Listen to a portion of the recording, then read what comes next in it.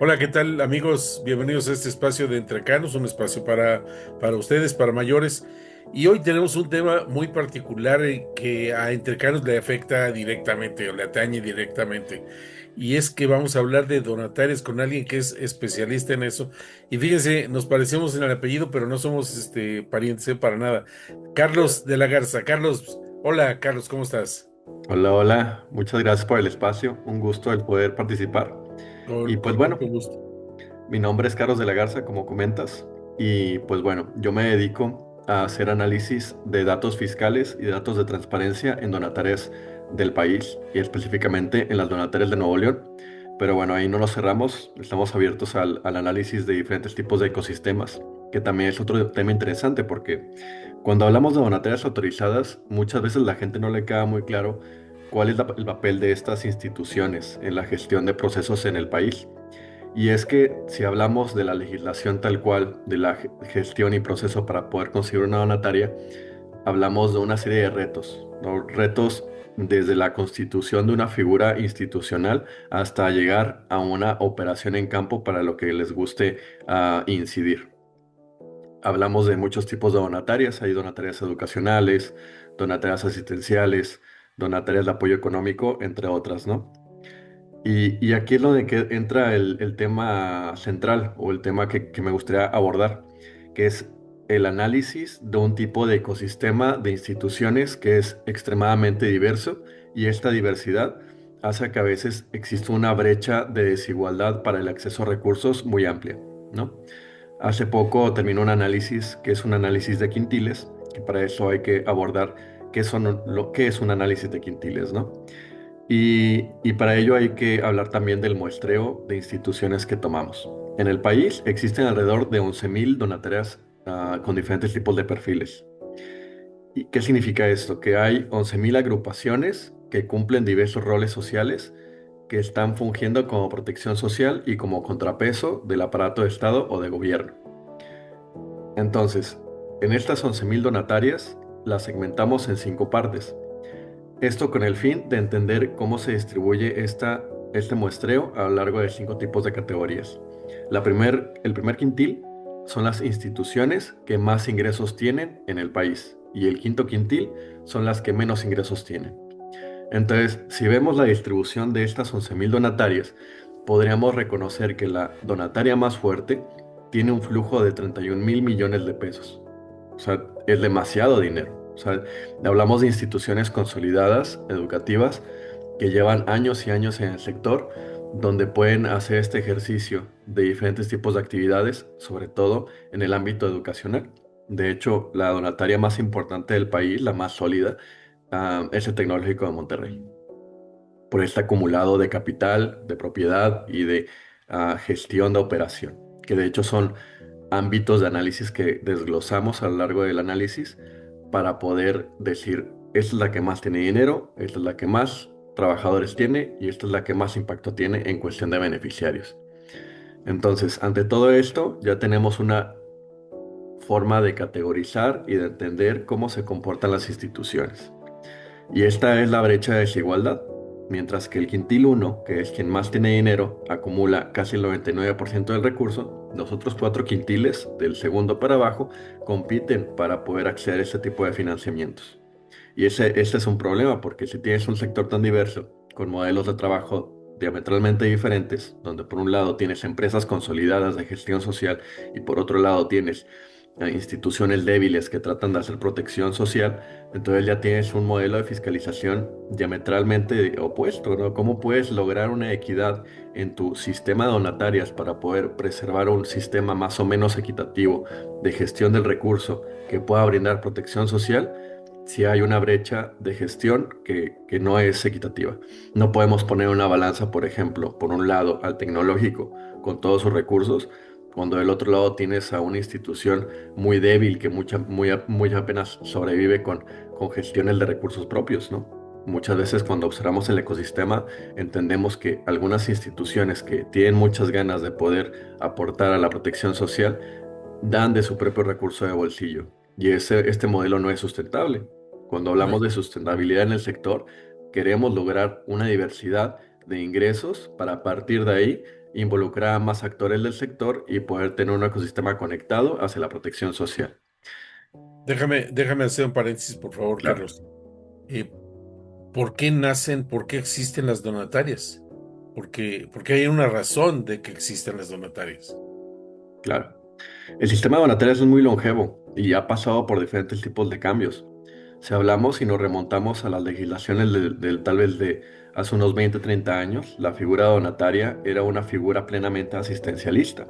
Las actividades autorizadas que en este momento se conocen como objetos de, de ejercicio eran reconocidas directamente como asistenciales, o sea, hace un servicio filantrópico. Entonces, el servicio donatarial nace desde el sentido de subsidiar desde el interés filantrópico para poder tener coberturas sociales. Entonces, a partir de un año que no te voy a mentir, no tengo la referencia en qué año exactamente, pero a partir de 2000 la segunda década de los 2000 más o menos, es cuando empieza a adaptarse ahora sí. Bueno, queremos un sistema que no nada más sea asistencial, sino que brinde una oportunidad de sustentabilidad para el público que sea beneficiario. Entonces no nada más es ir y entregar un subsidio, ir a entregar un donativo en especie o ir y entregar un donativo en efectivo. Es entregamos un apoyo que es un capital semilla a partir del interés filantrópico y con ese capital semilla puedes sacar adelante tu donataria para poder brindar empleo con protección social, para poder brindar un alcance de beneficiarios y poder brindar un sistema de gobernanza no centralizado, que también es un tema enorme, ¿no? El entender la gobernanza de las donatarias como un aparato de ejercicio democrático. Claro. Ahora, las donatarias nacemos, y digo nacemos porque Entre Canos está ahí, para atender causas que el gobierno no alcanza a atender. O sea, de las cuales hay necesidad y alguien se tiene que hacer cargo.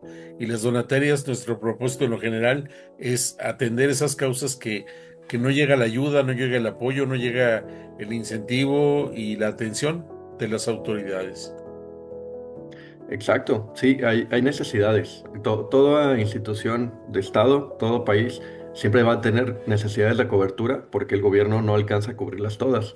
Y hay que entenderlo de ese punto porque el gobierno no es una entidad todopoderosa. Y qué bueno que no lo es, porque siempre es bueno tener contrapesos que Claro. den capacidad para la voz de la gente, ¿no? Y a partir de estas donatarias autorizadas o donatarias del ecosistema en general, se puede tener cierta presencia que sea un contrapeso y a partir de ahí tener gestiones democráticas, que en teoría la democracia participativa con la cual nos regimos en el país tiende a eso, la participación a través de la acción. Entonces ya tenemos, por ejemplo, figuras, por ejemplo, como Entrecanos, que se dedica a este servicio, ¿no? Como a generar espacios para poder promover el emprendimiento con ciertas poblaciones específicas y a partir de ahí generar empleo y autosustentabilidad. Tal cual, tal cual. Pero oye, y esa disparidad sí me espanta, digo, y me da envidia porque digo, pues un poquito de aquello que nos toca a los demás, ¿no? Claro, y es que yo pensaría, o bueno, pienso mucho en la disparidad, ¿no? Si entramos al tema de la brecha de desigualdad, vamos a encontrar irremediablemente el tema de la competencia. O sea, muchas veces una institución, no voy a decir un nombre de una institución, sino voy a decir un caso hipotético de que no existe. La Fundación Patitos. La Fundación Patitos se dedica a salvaguardar a ciertos ecosistemas silvestres en la región de México, ¿no? Entonces, esta institución muchas veces aplica para poder bajar recursos desde ya sea sector privado, sector público o inclusive con otros donatarios. Entonces, ¿qué va a pasar para que esta institución diga, voy a dejar de competir por este recurso para que otra institución que se dedique a lo mismo pueda sobrevivir con este subsidio o con este amparo de alguna institución externa? Entonces, esa desconexión que hay en el ecosistema muchas veces viene por la competencia entre pares. Entonces, si buscamos promover un ecosistema que cierre la brecha de la desigualdad, necesitamos pensar en el ecosistema que trabaje en conjunto. Y a veces esta búsqueda del trabajo interdisciplinario e interinstitucional es donde chocan las instituciones. Porque al momento en que compites por un subsidio, por una beca o por algún otro tipo de ayuda, tanto en efectivo o en especie, ya estás viendo a otras instituciones como un agente externo que compite contigo. Entonces, muchas veces es el reto, el cómo poder encontrar y alinear objetivos entre instituciones para poder beneficiarnos en conjunto. Un ecosistema fragmentado es producto de un ecosistema que busca la competencia cuando el objetivo debe ser la protección social, Ujú, ujú, ujú. ¿no? Y es que sí es frustrante constituirte como donataria y no recibir ingresos, ¿no? Donde dices, bueno, ¿y de qué se trata entonces? Claro, y eso que mencionas es muy importante porque desde la misma constitución de la institución ya tiene retos económicos, ¿no? Para poder hacer el registro ante un notario público necesitas un capital semilla para poder pagar el proceso y muchas veces esos capitales sí son muy, muy caros. O sea, si hablamos, por ejemplo, de salarios mínimos, me ha tocado casos donde me dicen, oye, pues yo hablé con tal notario y me dijo que voy a hacer el acompañamiento junto con un fiscalista y me dijo que me cobran 50,000 pesos o 40,000 pesos. Y desde ahí ya estamos hablando de al menos 5 salarios mínimos. O sea, ¿cómo poder reunir el salario de 5 meses para poder hacer un emprendimiento social que brinde protección? Entonces es Ujú. ahí cuando te dices, bueno, entonces yo cómo le hago. O sea, yo o pago lo que son mis gastos propios o hago un emprendimiento. Entonces, sí, el reto es encontrar capital semilla, fondeadores y gente de participación, que es ahí donde se conglomera también el análisis de quién tiene la capacidad de poder subsidiar un sistema de empleo. Muchas veces cuando volteamos a ver las estadísticas, se repite la misma ecuación. El quintil uno, que son los que más tienen dinero y acceso a recursos, son los que tienen el sistema de empleabilidad. Entonces, si no tienes acceso a una mano de obra profesional que te dé rendimiento de cuentas y operación en campo para sea cual sea la actividad que quieras realizar, pues entonces, ¿cómo le vas a hacer? O sea, tienes que sobrevivir a partir de voluntarios. Y también los voluntarios no llegan solos. Tengo un sistema institucional que da confianza para que la gente diga, me voy a acercar con tal institución y yo decir, voy a donar mi tiempo, que también es otra cuestión de facturación. Si hay un profesionista que dice, voy a facturar mi tiempo para ser voluntario en tal institución, también es otra forma de poder decir, bueno, estoy sacando este trabajo de protección social con la Claro, voluntad de un profesionista. claro. Me gustaría ya por mera morbo, porque no lo puedo decir de otra manera, no es más que curiosidad. ¿Quién sería la segunda donataria que más recibe dinero y la tercera? ¿Quiénes serían?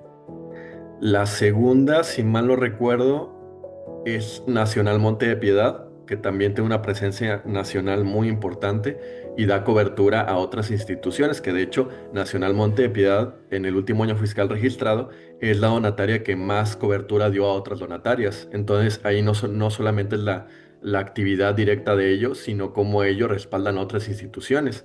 Y está muy interesante esta situación porque Nacional Monte de Piedad, desde una lectura desde mi ignorancia, porque no soy parte de Nacional Monte de Piedad, puede decir, bueno, yo tengo acceso a este recurso, ¿cómo puedo yo ayudar a otras instituciones a que puedan crecer para que su objeto social autorizado se vea con impacto? O sea, si yo Monte de Piedad voy con Institución Patitos, que se Ujú. encarga de cuidar el medio ambiente y da tanto financiamiento para que ellos puedan ampliar su impacto. Que ahí entra otra figura de donatarias, las donatarias que apoyan otras donatarias, que son Claro. un punto nodal en ecosistema para que el subsidio baje desde un lugar y se pueda repartir entre pares. Y la tercera es, ay, no me acuerdo exactamente de la razón social, pero de hecho está vinculada con el tecnológico, se puede entender como el Tecmilenio. Ah, ok. No, Así bueno. es. La primera y la tercera, ¿no? Pues, creo que sí acaparan el mercado, ¿no? Claro, pues, o sea, y muchas veces el discurso puede llegar a ser tendencioso a decir, bueno, el sector es lucrativo. Y no necesariamente, o sea, no tiene que conllevar a un sentido perverso del lucrar. O sea, el lucrar con un sector de beneficencia pública puede ser cuestionado, pero no es éticamente incorrecto. Si tú lucras, pero a la par generas esos empleos que puedan generar una derrama económica, entonces vas de maravilla. Porque si tu institución logra tener un capital para solventar su existencia a través del tiempo, a la par que brindas la protección social que los empleados y empleadas necesitan, pues qué maravilla, porque así ya tienes acceso a salud, acceso a educación, acceso a vivienda, entre otras categorías, ¿no? Sí, sí. Y eres autofinanciable, no tienes que estar dependiendo de estirar la mano a terceros, ¿no? Exacto, que sería el hit, ¿no? Si tú tienes tu capital semilla, que puede ser un subsidio temporal de 1 a 3 años, con un plan de estructura bien hecho, vas a poder lograr muchas cosas, ¿no? O sea, allí lo que yo realzaría bastante es el plan de acompañamiento que recibe tu institución para que ese capital de inicio puedas gestionar a lo largo del tiempo y atraer una serie de inversiones, ya sea por los tipos de ingreso, que también es otro tema, los tipos de ingreso en una donataria autorizada y los tipos de donativo. Cuando constituimos entre Canos y ya tuvimos el permiso para hacer donataria, yo busqué un directorio, alguna guía que me dijera dónde podía ir a tomar recursos, porque no puede ir uno a cualquier lado. O sea, tiene que ser una causa, alguien que impulse una causa parecida a la causa que está haciendo Entre Canos o la misma que está teniendo Entre Canos. Es decir, Entre Canos, si yo dije vamos a apoyar el emprendimiento de mayores, yo no me puedo dedicar a otra cosa. Entre Canos no puede dedicarse a otra cosa, aunque sea una causa noble, pero porque su objeto social es ese. Y si cambias y te desvías, pues te quitan el carácter de donataria, eso es muy arriesgado, porque si ya lo conseguiste, pues no lo quieres perder, ¿no? Claro. Pero por otro lado había que buscar a quien diera para nuestra causa y resulta que no encontramos. Hasta la fecha no encontramos, ¿verdad? Pero tampoco encontré un directorio que dijera en tal lado, en tal fundación o tal, otorgan ese tipo de financiamiento. Tampoco lo encontré. Claro. Y eso que señalas también es muy importante porque cuando una donataria nace, busca financiamiento. Entonces, si no hay un directorio de referencia claro, donde puedas tener tu ruta de crecimiento más o menos establecida, tal vez no con todas las dudas resueltas, pero una ruta de crecimiento fija, es muy complicado, ¿no? Entonces, cuando volteamos, por ejemplo, a ver el informe de transparencia del SAT que sale año con año de las donatarias, en el objeto autorizado o en la actividad autorizada, vamos a observar que al menos el 80 al 90% de las instituciones caen en asistencialismo. Y no porque sea una práctica de facto de que hagan asistencialismo, sino porque la figura fiscal asistencialista es la más bondadosa para poder tener la flexibilidad con el SAT. Como comentas, si tu objeto social no está alineado con tu registro ante SAT, van y te cierran. Y eso sería terrible porque no solamente perderías el capital semilla, perderías el patrimonio de toda la institución. Sí. Entonces, esa derogación del patrimonio para cederla a otras donatarias es lo que muchas veces detiene la cuestión de la inversión. ¿Cómo puedo estar yo seguro de que la inversión que haga con cierta institución va a prevalecer con la categoría que me interesa para protección? Si van a decir un día, oye, te voy a cerrar y todo el dinero invertido, todos los insumos en especie van a quedar a la deriva, ¿no? Y entonces es ahí donde entra la importancia de analizar los datos constantemente. Si entendemos este sistema como un círculo virtuoso, donde con el pasar del tiempo vayamos dejando el manto del asistencialismo para poder tener objetos autorizados reconocibles, vamos a poder medir el impacto de una mejor manera y vamos a poder tener esas rutas de mejora con el tiempo, vamos a poder conectar la necesidad con un servicio de atención. Pero claro, eso lleva más tiempo. En este momento no podemos tener un mapeo tan preciso de las donatarias porque, como te comento, casi todas están categorizadas como asistenciales. No, de nuevo, no porque de facto hagan asistencialismo, sino porque es la bondad del recurso fiscal. Um, sí, También yo agregaría, Carlos, que es ¿cómo decirlo? ¿Cómo decirlo? Em, Voy a explicar la experiencia que tuvimos porque de ahí nace mi comentario. Cuando nos constituimos, fuimos con el notario, dijimos que queremos hacer tal y tal, y tuvimos todo transparente. Cuando fuimos a buscar el carácter de donataria, entregamos todo como nos lo pidieron, se comprobó y nos dieron el permiso. Cuando vamos a darnos de alta en el SAT, resulta que en el SAT nos dicen hay una clasificación, entonces escoge la que sea la tuya. ¿A qué te vas a dedicar? Escoge una categoría, una clasificación. Y cuando nosotros lo buscamos, y dado que nosotros lo que buscamos es impulsar el emprendimiento en personas mayores, pues resulta que no había nadie, nada. No había una como gestión económica, un desarrollo económico de mayores, llámale como quieras, algo así. Y se los dijimos, se los dije, porque eso lo hice yo. Oigan, es que no hay nada. ¿Eh? Ponga lo que más se parezca. Pues es que tampoco hay nada que se parezca, o sea, ni siquiera, ¿sabes que nos acabaron metiendo en esta categoría de asistencialismo como si fuéramos un asilo o una casa de reposo, cuando es lo más alejado que existe porque no nos dedicamos a eso? Y afortunadamente en los formularios venían estas clasificaciones y no había más, no puedes decir otra y poner la tuya, sino tal o cual. Entonces tuvimos que escoger una, pero había un casillero más que decía, que hablaba como de describir con mayor amplitud lo que estábamos haciendo, y ahí lo dije. Entrecarnos nace para impulsar el emprendimiento en personas. Es decir, que si había duda porque no había más que asistencialismo con casas de reposo y asilos, pero acá estamos diciendo, nosotros vamos a impulsar el emprendimiento en personas arriba de 50. Entonces, el mismo SAT me parece que crea ciertas trampas porque si hoy me vienen a buscar y dicen, ¿dónde está tu casa de asistencia? Pues entre acá no tiene casa de asistencia. Entonces ya estaríamos fuera de la ley, dijéramos, ¿no?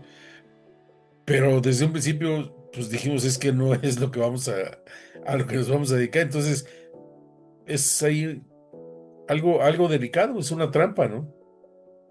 Sí, claro, o sea, y lo señalas muy, muy preciso, ¿no? O sea, cuando alguien quiere tratar de tener ese registro para poder tener su operación, su objeto y su actividad lo más cercano a la realidad posible, muchas veces topas con pared porque no hay un recurso fiscal para poder visibilizarlo de esa manera. Um, yo pensaría en la necesidad de esos tipos de campos abiertos que comentas de que donde pudiste redactar, de que esto es lo que hace entre canos. Porque a partir de ahí puedo hacer mi segmentación de datos, por ejemplo, que te compartí la matriz del SAT ya como codificada para poder decir, estas son las instituciones que podrían estar vinculadas o interesadas en tu objeto autorizado. Entonces, a partir de ahí, yo jalo la base de datos del SAT, hago una depuración por palabras clave y genero este padrón más o menos estilizado para las necesidades de esta institución. Ujú. Y creo que un servicio sea muy valioso. O sea, si yo tengo una institución, nuevamente, patitos ABP o comidas rápidas o lo que sea, todas tienen palabras clave para poder segmentar la información y Sí. generar los nodos de entrelazamiento entre las instituciones, no solamente a nivel estatal, sino a nivel nacional, que sería algo genial, ¿no? Un padrón a nivel nacional de instituciones alineadas con ciertos objetivos para poder trabajar en conjunto. Es que se habla de transparencia y sería lo más transparente contar con eso. Así.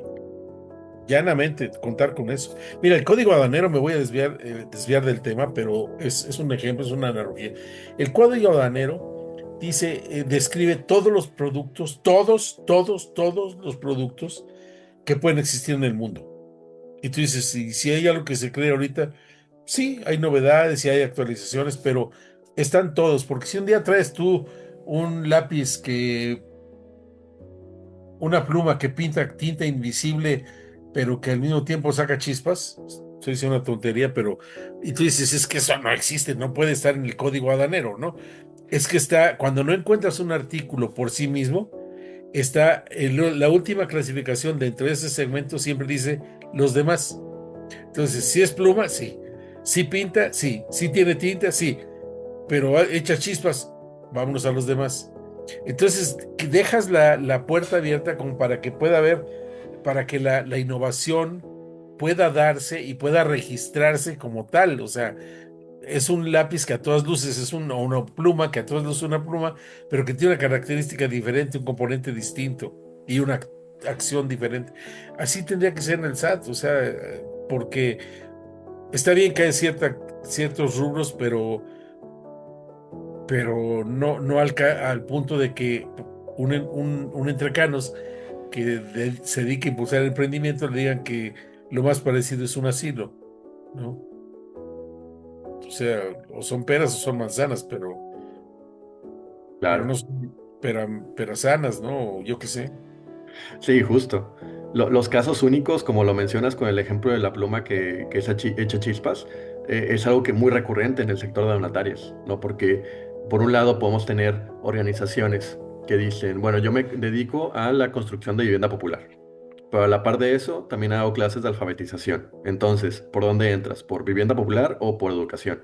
Y son cosas que en el imaginario de la cultura de manejo de datos en grandes cantidades es un problema, porque luego tienes categorías diversas que no sabes dónde acomodar y se cae toda la red de análisis. Entonces, ahí también lo que ha faltado es una pieza clave en la lectura del análisis donde tengas un personal involucrado en llevar este proceso de conexión. No nada más desde una matriz almacenada y empolvándose, como muchas veces pasa con las bases de datos, sino a un experto en gestión de información que diga, esto es lo que está pasando con las donatarias en este rubro, en el estado de Nuevo León, en el estado de Chihuahua, en Ciudad de México, y a partir de esos ecosistemas más chiquitos poder hacer el acompañamiento individual, porque si hablamos de las 11,000 donatarias nacionales, una sola persona no puede. O sea, tendría que ser una persona por estado, por entidad, que más o menos lleva un control de, oye, estas personas que están haciendo, con qué recurso, con qué beneficiarios, con qué personal. Y a partir de ahí hacer las rutas de mejora. Perdón, ya conecté. Sí, sí, claro, por supuesto, tienen que ser, ¿no? ¿Qué tú tienes? A ver, tú estás sacando estadísticas y es lo que viene a ser interesante e importante, porque de ahí pueden tomarse decisiones, ¿no? ¿Qué estado del país es el que tiene más donatarias? Ciudad de México. Sí, Ciudad de México está siempre en top de todas las métricas, tanto en número de donatarias, como en número de empleados, como en número de ingresos, en todo. Y quien está en segundo lugar y le sigue más o menos a la par es Nuevo León.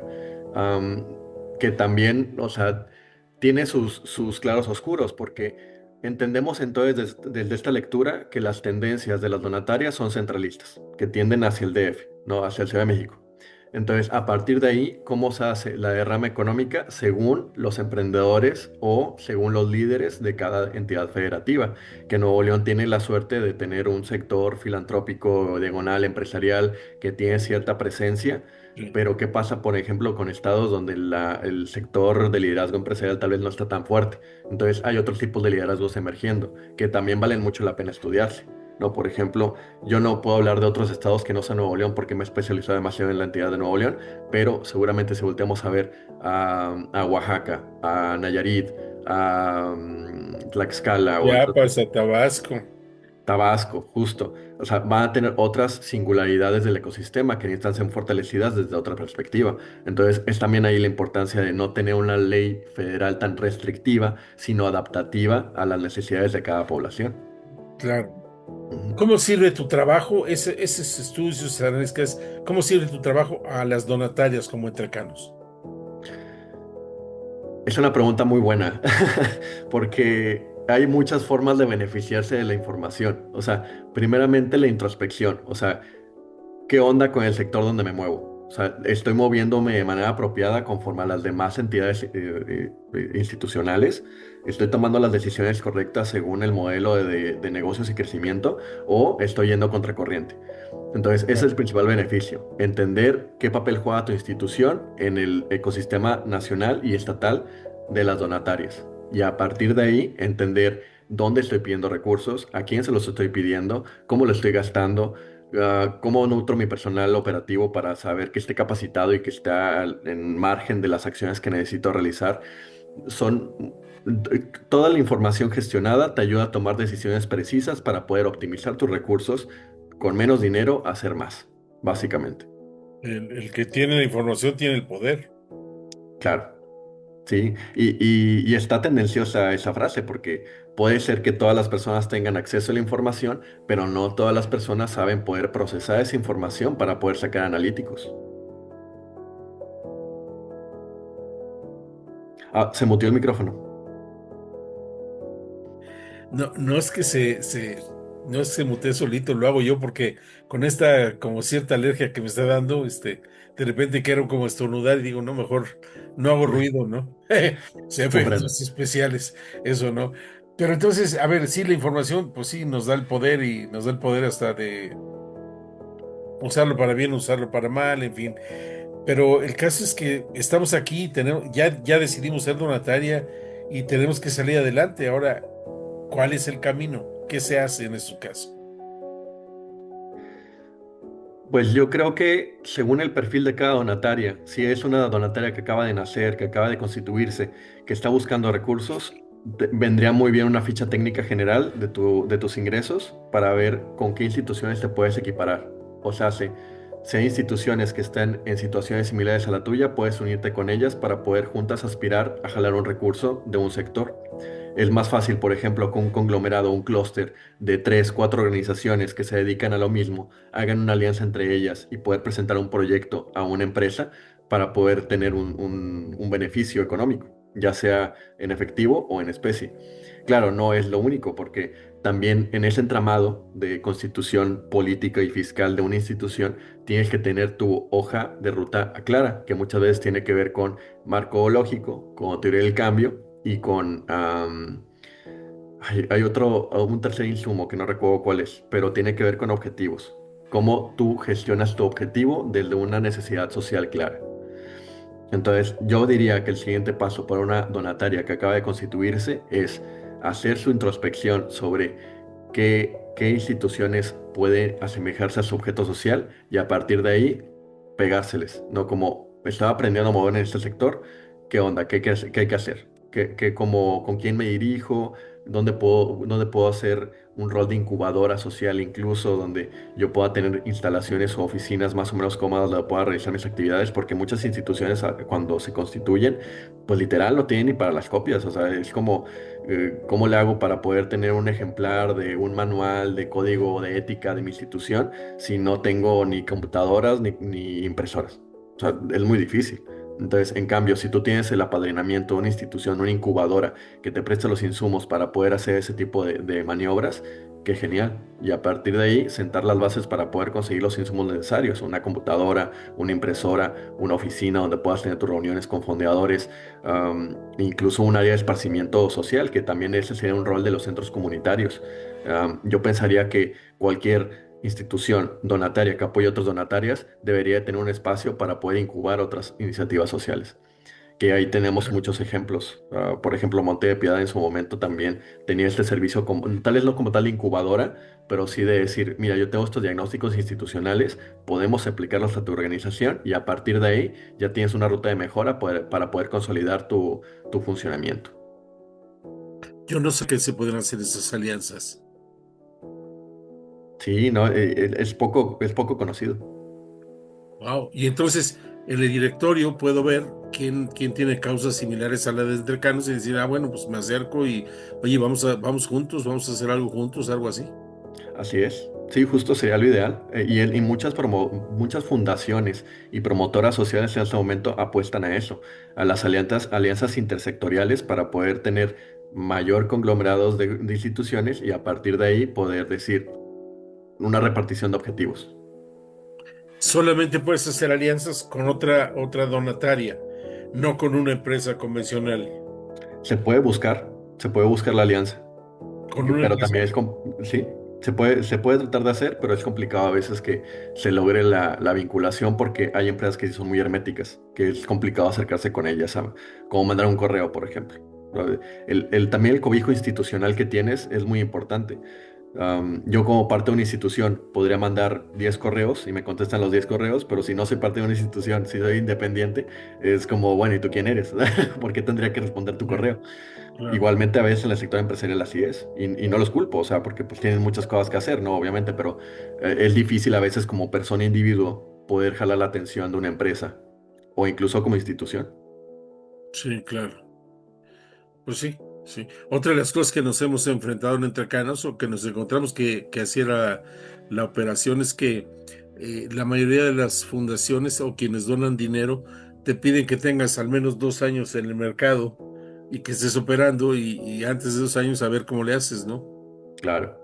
Sí, la historicidad es muy importante. O sea, eso, el poder decir, yo llevo tanto tiempo haciendo esto, es otro trabajo, porque si no tienes dónde almacenar esa memoria histórica, ya sea en digital o en físico, pues ya como compruebas, es difícil. Sí. Claro. Y bueno, es la historia, son los 2 años y también entramos a la parte de la metodología del cambio, donde hay que hacer un estudio profundo del qué, el cómo, el cuándo, la quién, el por qué, tal, hasta el después de cómo vas a medir, tal. Platícanos de eso, si me haces favor. Claro, muchas veces ese tipo de estructuras de teoría del cambio o marco lógico vienen de un sentido de trabajo social. Tú tienes un objeto y una actividad que refleja un diagnóstico de una necesidad. ¿no? Yo hablo mucho de un ejemplo práctico porque es muy propio aquí en Nuevo León, los golpes de calor, ¿no? Hay un momento en el año donde el calor es insoportable, la canícula horrible, 40 La grados, andas por canícula. la calle deshidratándote y a veces hay campañas de contingencia donde se regalan botellitas de agua y es una labor asistencial. Pero o sea, eso no tiene que ser un problema, al contrario, es una contingencia ambiental. Entonces, tú tienes un marco lógico o una teoría del cambio que dice, si repartes botellitas de agua, la población que anda en la calle va a ser menos probable que tenga golpes de calor.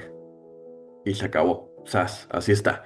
Entonces ya tienes tu fundamentación. Ahora, ¿quién va a financiarlo? ¿Cómo puedo conseguir yo que una institución financie esta necesidad pública?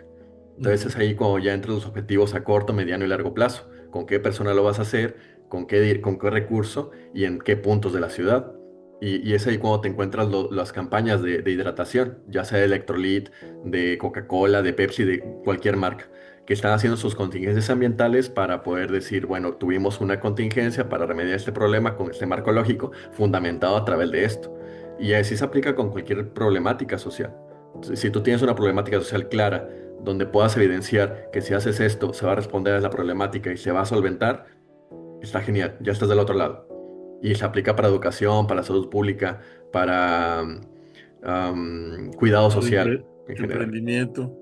El emprendimiento también, claro. Que también el emprendimiento de Entrecano se me hace genial porque muchas veces cuando tenemos una actividad empresarial o una forma de llevar nuestra forma de vida, pero no tomamos en cuenta am, que va a haber un punto donde ya no podamos hacer tal cosa, ¿no? Y, por ejemplo, en el plan de retiro de un futbolista. Un futbolista puede llegar a ganar mucho dinero, pero si no hace un plan para poder tener un emprendimiento que solvente su necesidad social cuando se jubile, cuando se retire, hay un problema. Entonces, esa es la problemática que ataca entre canos, la empleabilidad de un sector de la población que a veces no es tomado en cuenta en los vacantes. Y es ahí donde sale la contingencia y se forma la teoría del cambio. Esta es la problemática, esta es nuestra solución. ¿Eso te lo gestiona alguien que lo sepa hacer o quién lo hace, una teoría del cambio? Idealmente el perfil viene de ciencias sociales. Yo pensaría mucho en trabajadores sociales, trabajadoras sociales, psicólogos, psicólogas, sociólogos, sociólogas. Es el tipo de perfil que puede formarte y ayudarte para hacer una teoría del cambio como muy académica. Sin embargo, no siempre tiene que ser así. O sea, una teoría del cambio que responda a una necesidad real no tiene que ser al pie de la letra como lo dice una universidad. Tiene que ser como lo dice la necesidad que genera la población que lo reclama. Si ya tenemos el acceso a ciertas poblaciones que tienen el perfil de la problemática, ya estamos del otro lado porque vamos a poder encuestarles, vamos a poder platicar, hacer círculos de lectura, hacer diferentes tipos de actividades para poder nutrir nuestra problemática y poder tener soluciones contingentes claras. Sí, por supuesto. También el conseguir y me voy a regresar un poco al principio, pero conseguir el permiso para hacer o la acreditación o como se diga, para ser donataria, también es todo un tema, ¿no? Claro, sí, sobre todo la cuestión fiscal, el tener todo en orden para poder de ahí aspirar a la acreditación de una institución rectora. Porque si tú eres, por ejemplo, una institución que va a hacer una actividad catalogada como asistencial, hay varias instituciones gubernamentales que te pueden dar el permiso. Pero si hablas algo más especializado, por ejemplo, una atención médica, ahí ya tienes que ir con con las instituciones rectoras de ese elemento en específico. Y es ahí cuando las esferas como de gestión social se hacen más cortas o más amplias según el tema. Sí, sí. Pero bueno, también es otra especialidad y también tiene su costo y también tiene su tiempo y su entramado para gestionarlo, porque además hay esto que le llaman la CLUNY. Ah, sí, sí, es correcto. Que es un similar al RFC fiscal, pero de instituciones que no están constituidas como donatario. Que también es como, bueno, es Ah, otra figura fiscal. no, no están constituidas como donataria, pero pueden recibir donativos, ¿o Tengo no? entendido que sí, pero creo que esos donativos no son deducibles de impuestos. Ah, mira, eso sí no me la sabía. Sí, ahí habría que revisar la legislación, porque sí son entidades diferentes. Y lo que el CLUNY o la contingencia a la cual respondía el CLUNY en su momento era para no tener que responder directamente a una entidad fiscal con RFC, Mm, ok. tratando de abrir la brecha, porque también más bien tratando de cerrar la brecha, porque cuando cerramos solamente el universo de activismo social o de gestión de sociedad civil a donatarias autorizadas, nos perdemos todo el espectro de colectivos, de gente que tal vez no tiene como tal un acta constitutiva, pero que hacen emprendimiento y gestión social, como por ejemplo pienso en los activistas que protegen el río aquí en Monterrey. Tal vez no tienen como tal una acta constitutiva que diga nosotros hacemos esto, pero lo hacen. Entonces, a partir de ahí ya tienes otras figuras fiscales más bondadosas o más flexibles que te permiten recabar recursos y rendir cuentas a una autoridad sin necesidad de tener los compromisos legales de una donataria. ¿Y pagan impuestos? Eso sí, no estoy seguro. Ahí te la debo. No conozco mucho, me falta letrarme más al respecto del CLUNY. Sí. Sí. Porque en teoría entre Canos si recibe donativos no paga impuestos, ¿no? Ah, claro. Sí, porque ya tienen el acta constitutiva y donataria autorizada. Tal cual. Sí, tal Ujú. cual. ¿En qué momento debemos recurrir a una asesoría contigo? Cuando suceda qué. Pues lo más recomendable es que siempre sea preventivo. O sea, si no hay un elemento que te ponga en problemas con una actividad, perdón, con una institución rectora como el SAT, pues qué genial. O sea, no hay necesidad. Ahora, si hay una anomalía donde hay que rendir cuentas, ahí podrían acercarse conmigo para ver la historia de su rendición de cuentas a lo largo del tiempo y ver dónde está la anomalía. Ahora, si es preventivo, que es lo ideal, pues desde cualquier momento. Yo puedo generarles una ficha donde puedan ver sus estatutos fiscales, su rendición de cuentas, su número de personal, como todo el histograma de cómo ha evolucionado sus ingresos a lo largo del tiempo. Y a partir de ahí ya te genera inteligencia de datos para ver cómo diversificar los ingresos o cómo diversificar la plantilla o cómo mejorar procesos para poder generar más impacto con menos recursos. Mira, qué interesante. ¿Cuánto cuesta un trabajo así? Sí, un paquete así. Pues mira, yo en este momento lo estoy haciendo freelancer de manera totalmente gratuita. No tengo todavía un tabulador de costos. Sin embargo, yo me apego mucho a poder ajustar un costo de acuerdo al flujo económico de una institución. Si una institución que más o menos en promedio en Nuevo León puede tener ingresos de 1 millón de pesos, pues me ajusto a un equitativo del ingreso, que sería una consultoría, una consulta privada de unos 1,000 pesos, por ejemplo. Ahora, si tienen ingresos mucho mayores, ahí ya es donde ajusto mi tabulación para poder tener un costo que sea coherente con el flujo económico. Mira, qué interesante. Y quienes no tienen ingresos, pues sí, te le haces ahí, te hace manita de puerco y dices, bueno, échame la mano. Sí, claro, ¿no? Y también, o sea, porque es complicado porque si hablo, por ejemplo, un sentido crítico de no lucrar en un sector no lucrativo y me pongo a lucrar, pues es raro, ¿no? Sí. Pero, pues bueno, o sea, uno siempre trata de ajustar los costos de acuerdo al umbral, ¿no? O sea, no voy a abusar de una institución que apenas está tratando de sobrevivir, ¿no? O sea, al contrario, lo que queremos es fortalecer el sector que exista más confianza. Sí, porque todos tenemos que salir adelante y echando la mano entre todos. Uno no puede Exacto. solo, ¿verdad? Sí, sí, totalmente. Un sector fuerte es un sector empático, un sector que reconoce que las necesidades del otro son las necesidades propias. Porque Mm, así como hoy en día puedo estar en la gloria recibiendo ingresos de millones y subsidios fuertes para poder repartirlo con mis trabajadores y tener una fuente constante para generación de empleo, puede ser que en unos días digan, oye, pues se cortó el ingreso porque pues voy a asignarlo a otra categoría. Entonces es ahí cuando dices, bueno, ahora de cómo me apoyo. Entonces, creo que el sector le falta reconocerse como vulnerable para poder entender que un grupo es tan fuerte como su elemento más débil. Es lo que quiero llegar. claro. Sí, claro, Sí, por supuesto. Mira, pues me dejas muchas inquietudes, ¿eh? Porque me pongo a pensar cómo hacer mejor entre Canos y más sólido. Hasta ahora no hemos tenido ingresos y eso nos coloca en una posición de, pues no podemos usar fuera de la ley, salvo que sí tenemos que hacer todos los reportes que nos exigen y los estamos haciendo, las contadoras lo hacen. Pero por otro lado, también el cómo fortalecernos económicamente, porque tenemos que generar, o sea, generar para subsistir, no podemos subsistir solamente de la bolsa de los socios, ¿no? claro. Entonces, y eso sí tenemos que verlo y verlo cuanto antes. Eso es parte de lo que haces tú, el buscar la manera de, como dicen los muchachos, de monetizar. Más o menos, porque directamente no hago o yo no soy procurador de fondos. Sin embargo, lo que sí se puede hacer es decir, bueno, tienes este perfil de institución, estas son las instituciones que podría ser que se puedan interesar en tu causa y a partir de ahí hacer la vinculación. Es más un trabajo de delimitación y reconocimiento del ecosistema para toma de decisiones que de fortalecimiento monetario. Ah, ya. Muy bien, muy bien. Pues, ¿qué me está haciendo falta preguntarte? Porque yo ya no sé y seguramente tu tema es muy amplio, abarcar muchos enfoques, ¿no? Sí, claro. Pues bueno, también mi formación profesional, yo soy por licenciatura psicólogo. Me faltó decir eso, mi perfil profesional. Yo en el 2011 inicio la carrera en psicología, termino en el 2016.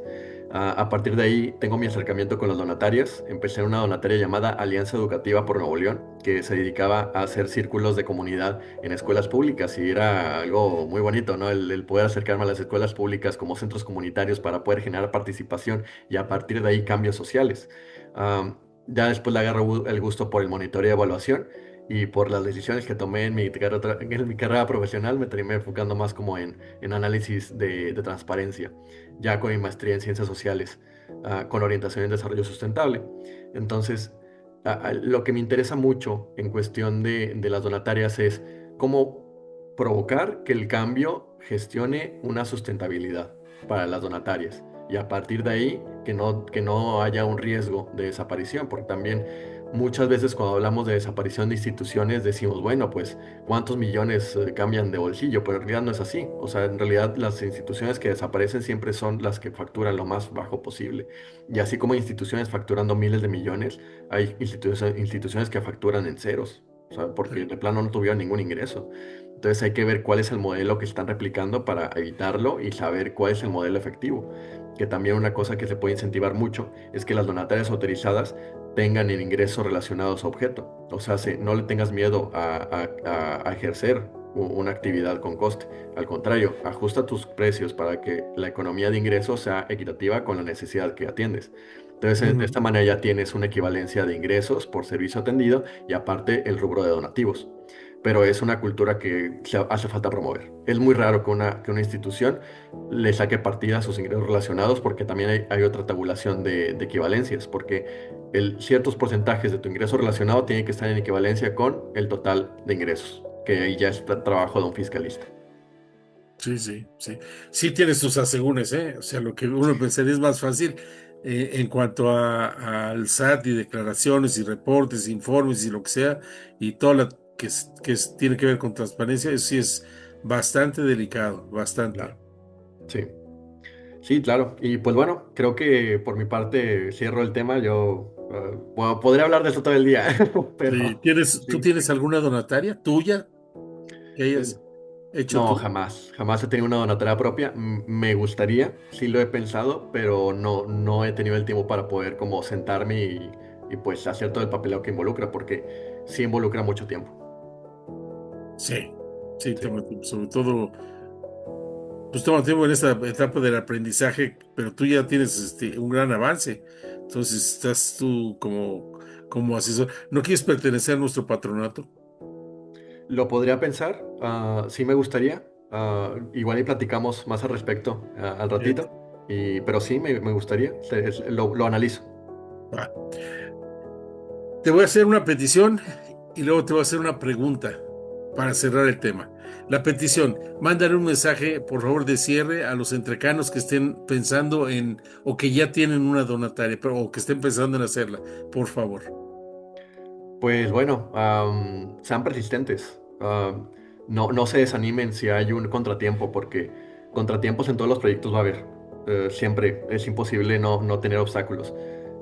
Y piensen en que toda decisión que hagan, toda mejora y fortalecimiento a su causa va a verse reflejado en una forma de protección social. Y es la mejor causa que alguna donatera puede tener, la protección social. Porque a partir de ahí mejora la calidad de vida de todas las personas. A Anda. mayor protección social, mayor seguridad y mayor, ¿cómo decirlo? Mayor calidad de vida. Es una ecuación sencilla. Si una persona, si un ciudadano en México tiene educación, vivienda y salud, lo demás sale. Sí, sí, sí. Sí, sí, es cierto, sí, es cierto. Y ahora la pregunta, y esta es una pregunta para la cual no preparo a las personas con las que estoy platicando. Y es una pregunta que seguro te la hicieron de chico y ya no te la han vuelto a hacer, y tú no te la has vuelto a hacer, y ahora yo te la hago. Y es, Carlos, ¿y tú qué piensas hacer cuando seas grande? Oh, pues qué complicado. Pues cuando era pequeño respondía que quería ser arquitecto. Ah, Me gusta mucho la arquitectura, ok. pero nunca me animé a estudiar arquitectura. Y por alguna razón mi área de confort siempre fueron las ciencias sociales. Entonces creo que mi respuesta sería tal vez algo relacionado con diseño arquitectónico. Como, porque la arquitectura está relacionada mucho con la calidad de vida de las personas, ¿no? O sea, la manera en que entendemos la arquitectura urbana define mucho nuestras relaciones sociales. Entonces, tal vez urbanista podría ser. Bueno, muy bien, ¿no? Pues, cada quien, ahí sí, cada quien tiene que ir buscando su camino y generalmente o muchas veces lo encontramos en las cosas que dejamos pendientes desde la primera etapa de vida, ¿no es cierto? Claro, sí, Carlos, totalmente. gracias, gracias por esta conversación. Fue por demás amena, pero además intrigante para mí. Te soy sincero, me deja más dudas que otra cosa, pero más reflexiones que otra cosa, porque sí es cierto, tenemos que cuidar muchos aspectos para tener una donataria de calidad, una donataria que esté dentro de la legalidad, que cumpla los requisitos, pero que cumpla su función, que al final de cuentas para eso nació, para tener una función y queremos cumplir. Entonces, yo te agradezco estas palabras y esta orientación que son muy, muy útiles, de verdad que muy útiles, y ya estaremos hablando entonces de la consejería, Sale. si te Muy bien, parece. encantado. Muchas gracias. Y gracias a los amigos de Entrecanos que se conectaron y que nos escucharon ya en los cintillos que hemos puesto los datos de Carlos, por si alguien quiere comunicarse con él y que puedan hacerlo con total confianza. Yo les agradezco y los espero en la siguiente edición de Entrecanos. Gracias, buenas tardes, Carlos. Gracias. Gracias. Hasta pronto.